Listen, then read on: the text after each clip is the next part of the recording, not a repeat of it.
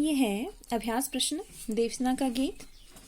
मैंने ब्रह्मश जीवन संचित मधुकरियों की भीख लुटाई, पंक्ति का भाव स्पष्ट करें। और दूसरा है कवि ने आशा को बावली क्यों कहा है।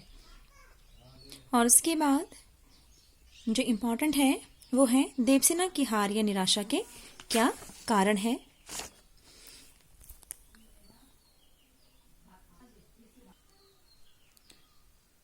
तो चलिए सबसे पहले मैं बताती हूँ आपको, मैंने ब्रह्मश जीवन संचित मधुकरियों की भीख लुटाई, पंक्ति का भाव स्पष्ट करें। अब देवसेना अपने अंतिम दिनों में बहुत निराश और दुखी है, क्योंकि उसने स्कंदगुप्त से बेहद प्रेम किया था, परंतु स्कंदगुप्त ने उसके प्रेम निवेदन को ठुकरा दिया था। और देवसेना कहती है कि मैंने प्रेम के भ्रम में फंसकर जीवन संचित अनुभवों को ठीक उसी भांति लुटा दिया जिस तरह कोई भिखारी भिक्षा से प्राप्त हुए अन्न को लुटा देता है। अब देवसेना को लगता है कि जिसने जिस प्यार को इतने परिश्रम से पाया था, आज उसी को उसने लुटा दिया। और देवसेना के गीत का दूसरा प्रश्न है कवि ने आशा को बावली क्यों कहा है। कवि ने आशा को बावली या पगली इसीलिए कहा है क्योंकि आशा तर्क अथवा बुद्धि से काम नहीं लेती है।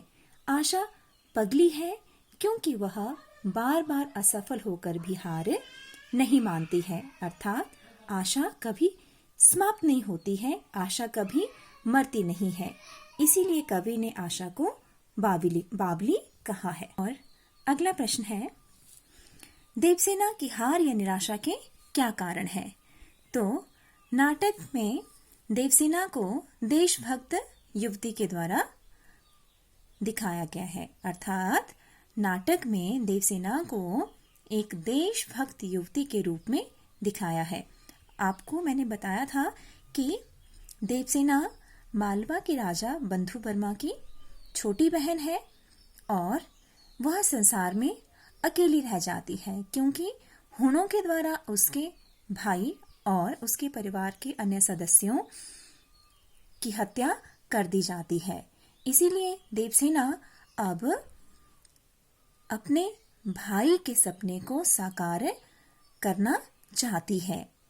और दूसरी तरफ देवसेना स्कंदगुप्त से प्रेम करती है, परंतु प्रेम में भी देवसेना को निराशा ही लगती है। अतः वह जीवन के अंतिम दिनों में वृद्ध सन्यासी पर्णदत्त के साथ उसके आश्रम में रहकर भीख के द्वारा अपना जीवन यापन करती है। इसीलिए देवसेना का जीवन दुखों और निराशाओं से ही घिरा रहा। इसीलिए इस गीत के माध्यम से देवसेना की हार और निराशा का चित्रण किया गया है। अगला है कार्नेलिया का गीत। कार्नेलिया का गीत कविता में प्रसाद ने भारत के किन विशेषताओं की ओर संकेत किया है। और उड़ते खग और बरसाती आंखों के बादल में क्या विशेष अर्थ व्यंजित होता है। जहां पहुंच अनजान क्षितिज को मिलता एक सहारा, पंक्ति का आशय स्पष्ट करें। तो चलिए मैं आपको बताती हूं इनके सही जवाब।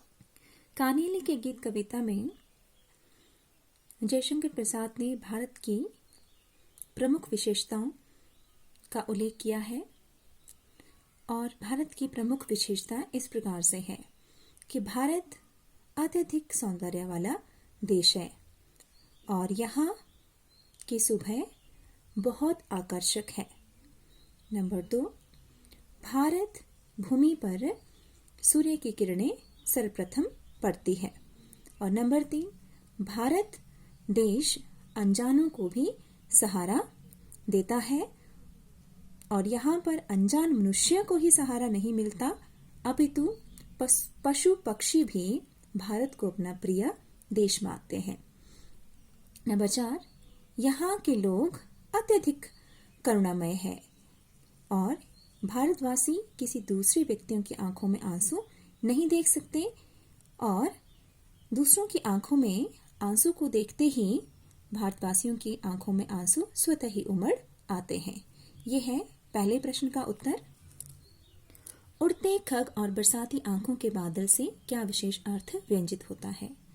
उड़ते खग से भाव दूर देशों से आने वाले लोग जो अतीत में भी भारत की शरण लेते रहे हैं। संसार भर के पीड़ित लोगों को भारत ने ही शरण दी है। और बरसाती आंखों के बादल से अभिप्राय यही है कि भारतवासी दूसरों की आंखों में आंसू नहीं देख सकते।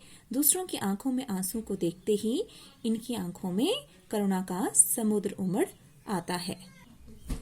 जहां पहुंच अनजान क्षितिज को मिलता एक सहारा पंक्ति का आशय स्पष्ट करें।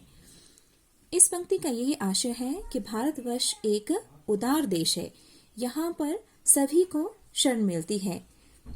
जिस भांति अनजान आकाश भी क्षितिज पर जाकर पृथ्वी से सहारा ले लेता है और भारत अनजान लोगों को समय समय पर सहारा देता आया है। इसीलिए भारतवर्ष सभी के लिए एक आश्रयदाता के रूप में प्रसिद्ध हुआ था